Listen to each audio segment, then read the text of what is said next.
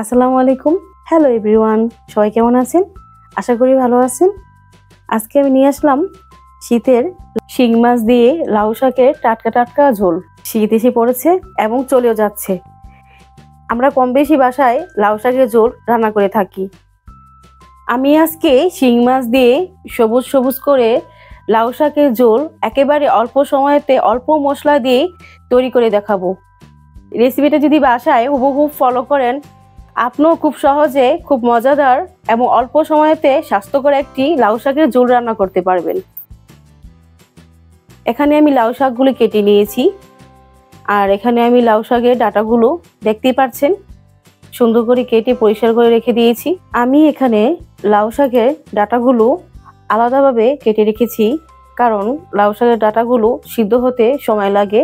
সেক্ষেত্রে আমি এটা আগে ব্যবহার করব। আমি এখানে হাফ কাপ পেঁয়াজ নিয়েছি শিং মাছ। এখানে আমি শিং মাছ পরিষ্কার করে নিয়েছি, 3টি তেজপাতা।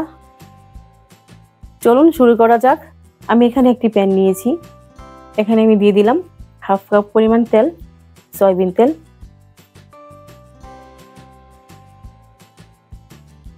তেলটি গরম হয়ে আসলে আমি এখানে দিয়ে দিব পেঁয়াজ কুচি।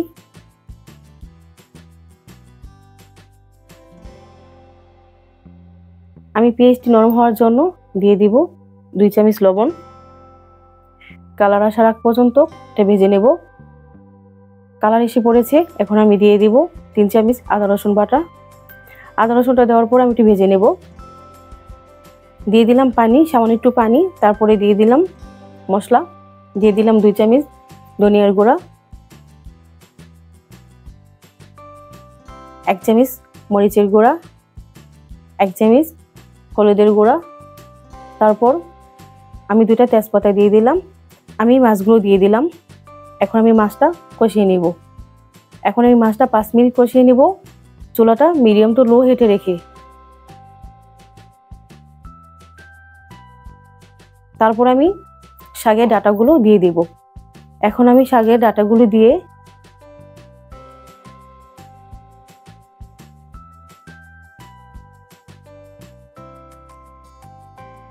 এখন আমি পানি দিয়ে দিলাম, 5 কাপ পরিমাণ পানি দিয়ে দিলাম।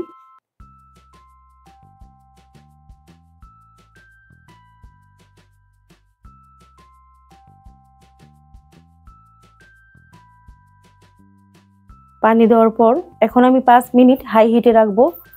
5 মিনিট হাই হিটে রাখার পর শাকগুলো দিয়ে দিব। শাকগুলো দেওয়ার পর আমি 3 থেকে 4 মিনিট এটা রান্না করব। তারপর আমার শাক রেডি। সবুজ সবুজ লাউ শাকের, যেহেতু এটা ঝোল, সেক্ষেত্রে শাকটা পরে দিতে হয়, না হলে শাকটা সবুজ সবুজ থাকবে না। যেহেতু এটা লাউ শাকের ঝোল, সেক্ষেত্রে এটা বেশিক্ষণ জাল করা যাবে না, পানি শুকিয়ে নেওয়া যাবে না। শিং মাছ দিয়ে লাউ শাকের ঝোল রেডি। একদম অল্প মশলা, সবুজ সবুজ, অল্প সময়তে লাউ শাকের ঝোল রেডি হয়ে গেল। সবাইকে ধন্যবাদ।